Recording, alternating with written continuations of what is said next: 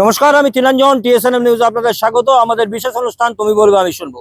এতে আমরা কিছু বলি না, বলে সাধারণ মানুষ, জনপ্রতিনিধি এবং প্রশাসন আমাদের মাধ্যমে বার্তা পৌঁছায়। যে জায়গায় আমরা দাঁড়িয়ে আছি, আমাদের পিছনটা দেখুন, একদম সবুজে সবুজে ঘেরা, অর্থাৎ সবুজায়ন। আর জানিয়ে আমরা খবর করছি সেখানে সবুজায়নের কি অবস্থা বারবার সরকার বলছে, কিন্তু এক ব্যবসায়ীর জন্য কর্পোরেশনকে রাস্তা ঝাড় দিতে হয়, এক ব্যবসায়ীর জন্য ওভারলোড জিনিসপত্র যায়, এক ব্যবসায়ীর জন্য পরিবেশ নষ্ট হয়, এক ব্যবসায়ীর জন্য রাস্তা নষ্ট হয়, আর এক ব্যবসায়ীর জন্য স্কুলের বাচ্চা থেকে এলাকার বাসিন্দাদের জীবন দুর্বিষহ হয়ে ওঠে। আমরা একটু জানার চেষ্টা করব। আজকে তুমি বলবে আমি শুনবোতে বলবে রাজ্য নেতা কংগ্রেসের প্রসেনজিৎ পৈতুন্ডি। বলছি, একজন ব্যবসায়ী, এই পাঁচপুর থেকে যে রাস্তা জাতীয় সড়ক যাচ্ছে, একজন ব্যবসায়ীর জন্য এতবার এই ঘটনা ঘটে কিভাবে? বিশেষ ছাড়। এতদিন জানতাম যে তৎকালীন যে মন্ত্রী তারা বিশেষ ভাই, তাই তাই তাদের জন্য ছাড় ছিল। এখন আবার দেখছি 3 মাস হতে চললো পরিবর্তনের জামানাতেও একই রকম ভাবে চলছে। আমরা তো বিগত 3-4 বছর ধরে ডিএম থেকে শুরু করে তৎকালীন মুখ্যমন্ত্রী পর্যন্ত ইসিএল, রেল, ট্রাফিক সবার কাছে প্রশ্ন রেখেছি, চিঠি দিয়েছি, আপনাকে আমরা প্রমাণ দিয়ে দিচ্ছি। সবার দপ্তরে গেছি, ওখানে দাঁড়িয়ে বিরোধ করেছি। আমাদের বক্তব্য হচ্ছে 6টা থেকে মানে রাত্রি 10টা থেকে সকাল 6টা, ঠিক আছে, কিন্তু দিনের বেলায় কেন স্পেশাল ব্যবস্থা দেওয়া হচ্ছে?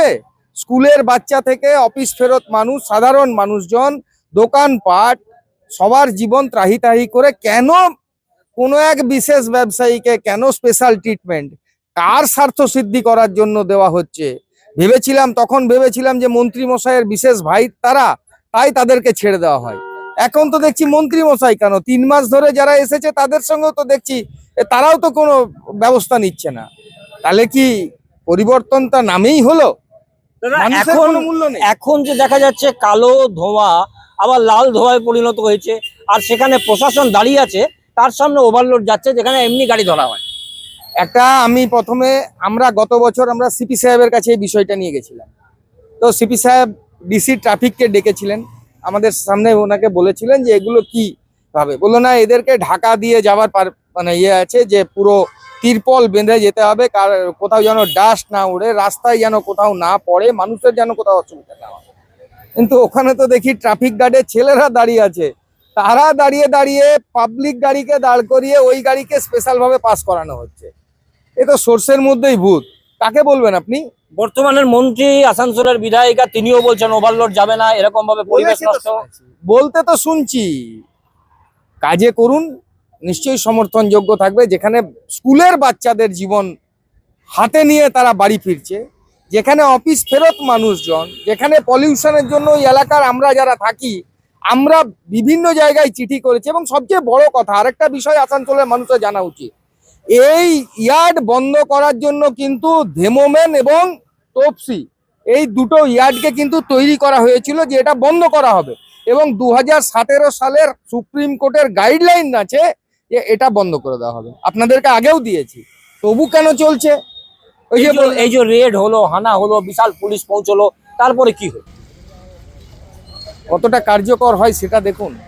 রেড তো অনেকের বাড়িতে হতে দেখি, শেষে তো সবই ফসকা গেরো, সবই তো ফসকা গেরো। গাছপালা নষ্ট হচ্ছে, পরিবেশ নষ্ট হচ্ছে, এই গাছগুলো আবার সরকারই লাগাচ্ছে। ওই যে খাবারের দোকানগুলোতে যাবেন না, ওই দোকান থেকে সন্ধে হলে শত শত মানুষ বিভিন্ন স্ট্রিট ফুড কিনে খায় বা বাড়ি নিয়ে যায়। সেই খাবারগুলো কিভাবে দূষিত, ওই ডাস্টের জন্য। প্লাস দোকানদাররাও আমাকে 1000বার বলেছে, দাদা কিছু ব্যবস্থা করো। এখানে কোনো নেতা কিছু করবে না, একমাত্র তোমরাই আছো যে প্রতিবাদ করো, বাকি তো সবাই বিক্রি হয়ে বসে আছে।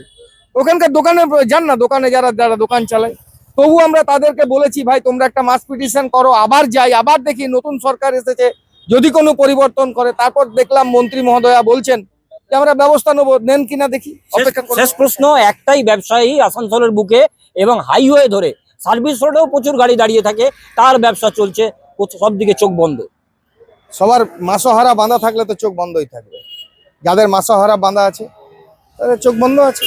আর আমরা ভেবেছিলাম বিগত দিনে মাসোহারা বাঁধা আছে, চোখ বন্ধ। এখন জানি না কি হয়েছে, এখন নতুন পরিবর্তনের পর 3 মাস তাও দেখছি চোখ বন্ধ, যাই না। একদমই তাই, আমরা কথা বললাম এবং সরাসরি মানুষের জন্য যারা লড়ছেন তারা বলছেন তাদের কাছে মানুষ আসছে, দোকানদার আসছে, এলাকার লোক আসছে, পরিবেশ নষ্ট হচ্ছে, মানুষ থাকতে পারছে না, রেসিডেন্সিয়াল লোকেরা বিরক্ত হয়ে গেছে, তবু কিন্তু এক ব্যবসায়ী এবং তারই ব্যবসা চলছে। এখন দেখার প্রশাসন কি ব্যবস্থা নেয়। আমাদের বিশেষ অনুষ্ঠান তুমি বলবে আমি শুনবো যে পর্যন্তই, আবার দেখুন আগামীকাল।